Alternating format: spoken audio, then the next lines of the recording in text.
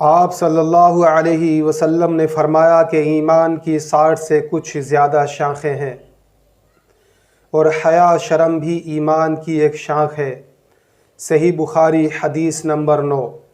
عبداللہ بن عمرو بن عاص رضی اللہ عنہ سے روایت ہے، وہ نبی کریم صلی اللہ علیہ وسلم سے روایت کرتے ہیں کہ آپ صلی اللہ علیہ وسلم نے فرمایا، مسلمان وہ ہے جس کی زبان اور ہاتھ سے دوسرے مسلمان بچے رہیں، یعنی محفوظ رہیں، اور مہاجر وہ ہے جو ان کاموں کو چھوڑ دے جن سے اللہ نے منع فرمایا ہے۔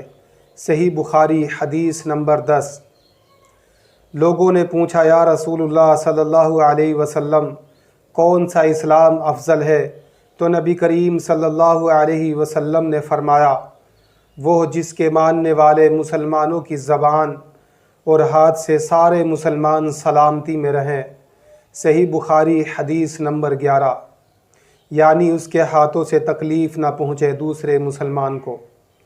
ایک دن ایک شخص نے نبی کریم صلی اللہ علیہ وسلم سے پوچھا کہ کون سا اسلام بہتر ہے؟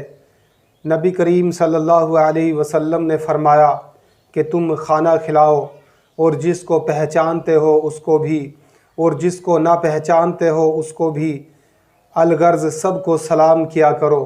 صحیح بخاری حدیث نمبر 12۔ نبی کریم صلی اللہ علیہ وسلم نے فرمایا، تم میں سے کوئی شخص ایماندار نہ ہوگا جب تک اپنے بھائی کے لیے وہ چیز نہ پسند کرے جو اپنے لیے پسند کرتا ہے۔ صحیح بخاری حدیث نمبر 13۔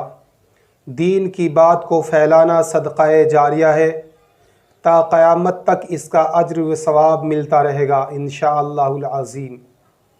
زیادہ سے زیادہ شیئر کریں، لائک کریں، چینل کو سبسکرائب کریں۔ السلام علیکم ورحمۃ